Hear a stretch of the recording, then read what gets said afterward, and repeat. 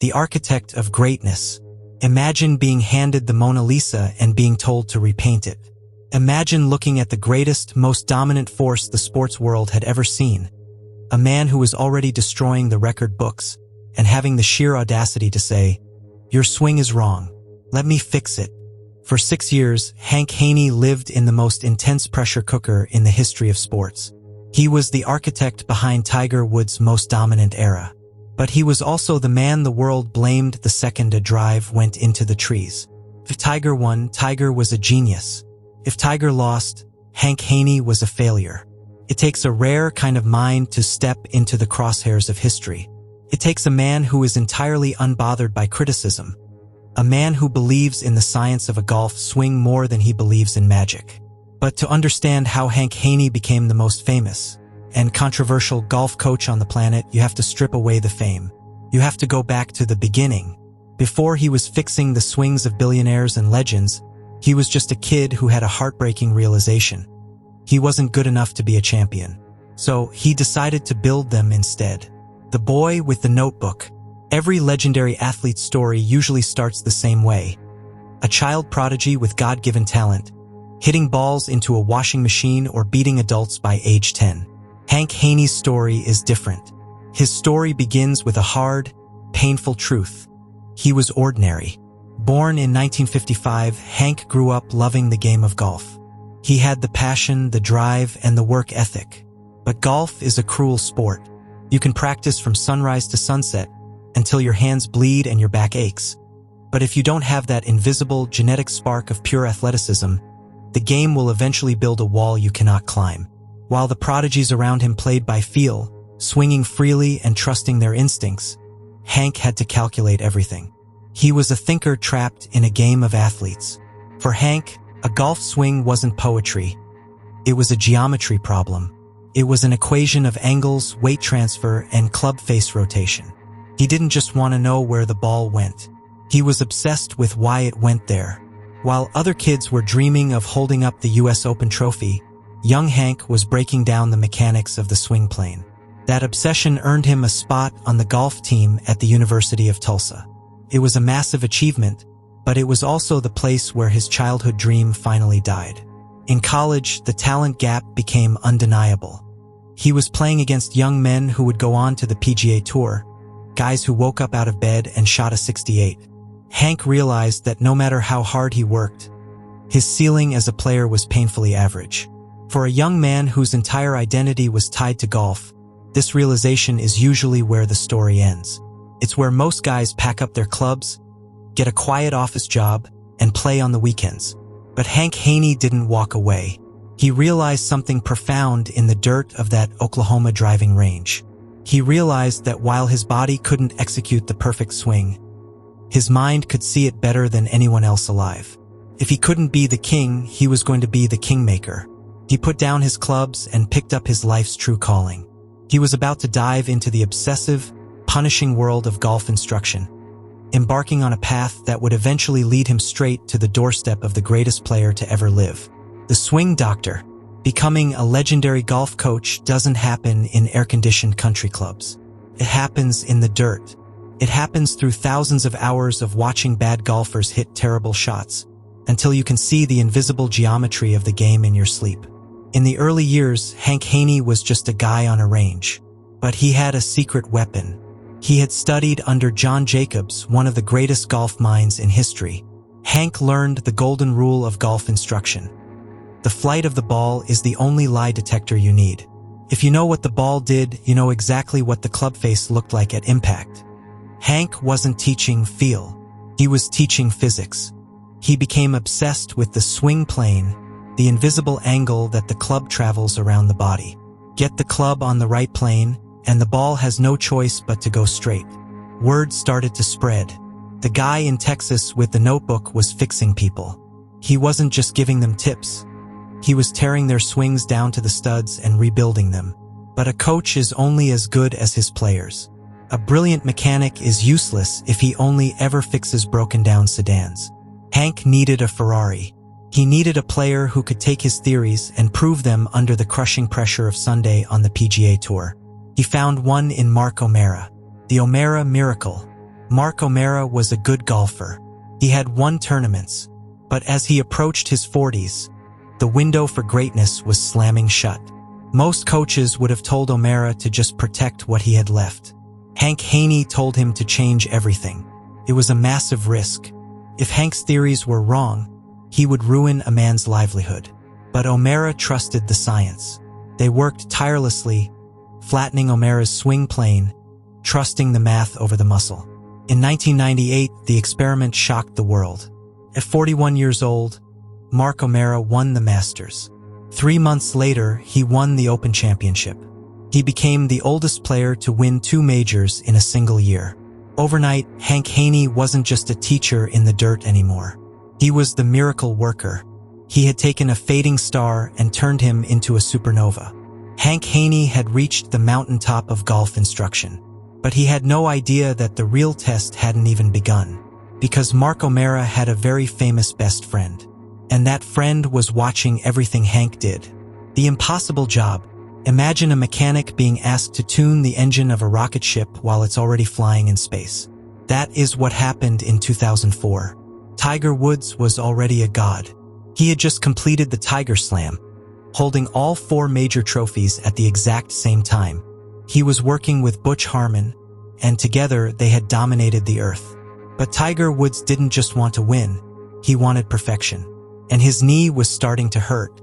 He wanted a swing that wouldn't destroy his body, and he knew Hank Haney was the man to build it. Taking the job as Tiger Woods' coach was a high-wire act with no net. The media hated the move. When Tiger struggled early in the transition, they blamed Hank. They tore his theories apart. They said Hank was too technical, too rigid. They said he was trying to put a muzzle on a lion. But behind closed doors, Hank and Tiger were working in a vacuum. Hank didn't care about the noise. He cared about the club face. They flattened Tiger's swing. They changed his grip. They rebuilt the most famous athletic motion on the planet from scratch. And then the lion was unleashed, the apex of human athletics. From 2005 to 2008, Tiger Woods under Hank Haney didn't just win. He achieved a level of sustained, terrifying dominance that sports had never seen. 6 major championships, 31 PGA Tour victories, a winning percentage of over 33%. For 4 years, Tiger Woods won 1 out of every 3 times he teed it up. It was pure, unadulterated perfection. The swing was more efficient, his misses were tighter, and the rest of the world was simply playing for second place. The peak of this partnership, and perhaps the peak of human athletic willpower, came at the 2008 US Open at Torrey Pines. Tiger was playing with a torn ACL and a double stress fracture in his left leg. He essentially had one working leg. He couldn't rely on his raw athleticism anymore. He had to rely on his mechanics. He had to trust the swing plane that Hank had built for him. Tiger won that US Open on one leg. It was the ultimate vindication for Hank Haney. The swing held up under the most excruciating physical and mental pressure imaginable. Hank had taken the Mona Lisa, wiped the canvas clean, and painted something even more beautiful. He was the undisputed kingmaker of the golf world. He was standing at the absolute summit of his profession. But the higher you climb, the harder the wind blows. And for Hank Haney and Tiger Woods, a storm was brewing on the horizon that would tear the golf world, and their partnership, completely apart. The cracks in the foundation. In late 2009, the world of Tiger Woods didn't just stumble, it vaporized. The fire hydrant, the scandal, the sudden, violent shattering of a carefully constructed myth. But while the public was obsessed with the tabloids, Hank Haney was living in a different kind of wreckage. For 6 years, Hank hadn't just been a coach. He had been a ghost in Tiger's machine. He had sacrificed his own life, his own privacy, and his own reputation to be the guardian of the greatest swing on earth. And suddenly, the machine was broken. The comeback at Augusta in 2010 was supposed to be a return to business. But the air had turned cold. The relationship between a coach and a player is built on a foundation of absolute trust, and that trust had been incinerated. Tiger was different. The focus was gone, replaced by a defensive, ironclad wall. Hank found himself on the outside looking in, a man who knew every muscle fiber of Tiger's swing but realized he didn't know the man at all. The criticism that had always simmered began to boil over. The media, looking for a scapegoat for Tiger's newfound fallibility, pointed their fingers directly at the man in the wide-brimmed hat. The breaking point, the end, didn't come with a blow-up or a shouting match. Came with a text message. In May 2010, after Tiger missed the cut at Quail Hollow, shooting an unthinkable 81, Hank Haney did something no one else in Tiger's circle had the guts to do. He quit. He walked away from the biggest job in sports.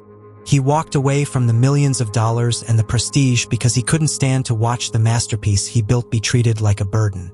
But if Hank thought walking away would give him peace, he was wrong. The exit was just the beginning of a decade-long war of words that would change the way we look at professional sports forever. The Big Miss. In 2012, Hank released The Big Mississippi. It was a raw, clinical, and sometimes brutal look behind the curtain of the Tiger Woods era. He didn't just talk about the swing, he talked about the man. He talked about Tiger's obsession with the Navy SEALs, the coldness, the silence, and the bizarre, robotic nature of their friendship. To Hank, it was a memoir of a historic era. To the golf world, it was a betrayal of the highest order. Hank became a pariah. He was accused of breaking the code. He was sued by Tiger's camp. The man who had been the architect of 6 majors was now the most hated man in the clubhouse. He had traded his access for his voice, and the price was his reputation. He retreated to the airwaves, starting a radio show where he could speak his mind without a filter. But the controversy followed him like a shadow. He was no longer Tiger's coach. He was the guy who spoke out. The final fall. The downfall was finalized not on a golf course, but in a radio booth in 2019. During a segment about the U.S. Women's Open, Hank made a series of insensitive, disparaging remarks about Korean golfers on the LPGA Tour. The backlash was instantaneous and total. Within hours, he was suspended. Within days, he was gone. The legends of the game, including Tiger Woods, publicly condemned him. The man who once stood on the 18th green at Augusta, celebrating the pinnacle of human achievement, was suddenly a man without a platform, without a tour card, and without a friend in the industry. Hank Haney had spent his entire life trying to perfect the swing plane, believing that if you just got the math right, the world would make sense. But he learned the hard way that life doesn't follow a geometry problem. He had climbed to the top of the world by being a cold, calculating observer of greatness. But in the end, that same coldness, that same refusal to filter his thoughts, had cost him everything. He was a kingmaker in exile, watching from the sidelines as the game he loved moved on without him. The architect was outside the walls of the city he helped build, left with nothing but his notebooks and the memories of a time when, for a few years, he and a kid from Cyprus were the only 2 people on the planet who truly understood the secret of the swing. The teacher in the shadows. In the world of high-stakes sports, there is rarely a second act. Once you've been cast out of the inner circle, once you've broken the code and the cameras have turned away, the silence is usually permanent. But Hank Haney isn't built for silence. By 2026, the firestorm that once threatened to erase his name has settled into a quiet, cold respect. He didn't disappear into the Texas sunset. Instead, he did what he's done since he was a kid with a notebook. He went back to work. He moved into the digital age, launching apps, online clinics, and a podcast that reaches the kind of golfers who don't care about clubhouse politics. The ones who just want to stop slicing the ball. The fragile truce. The relationship with Tiger never healed in the way Hollywood movies suggest. There was no tearful reunion on the 18th green. But as the years have passed, the golf world has undergone a quiet realization. As we look back at the history of the sport from the vantage point of 2026, the Haney era stands as the undisputed peak of human ball striking. You can't tell the story of the greatest to ever play the game without dedicating chapters to the man who rebuilt him. The anger has faded into a historical fact. Hank is no longer the villain. He's the professor who was too honest for his own good. He still speaks his mind. He still ruffles feathers. But when a young pro is lost, when the feel goes away and the swing becomes a mystery, they still find themselves looking up old Haney videos in the middle of the night. The final lesson. What do you do when you've already reached the summit? When you've coached the best, won the biggest trophies, and survived the loudest scandals? For Hank, the answer is simple. You listen. You listen for the sound of a pure strike. He knows he'll never walk the fairways of Augusta with a player again. He knows the big miss is the first thing people think of when they hear his name. But Hank Haney never cared about being liked. He cared about being right. He cared about the truth of the flight of the ball. Hank Haney's legacy is written in the turf of every course where a player stands a little taller because their swing finally makes sense. He was the man who dared to fix perfection, and in doing so, he showed us that greatness isn't a gift from the gods. It's a masterpiece built by hand, one angle at a time.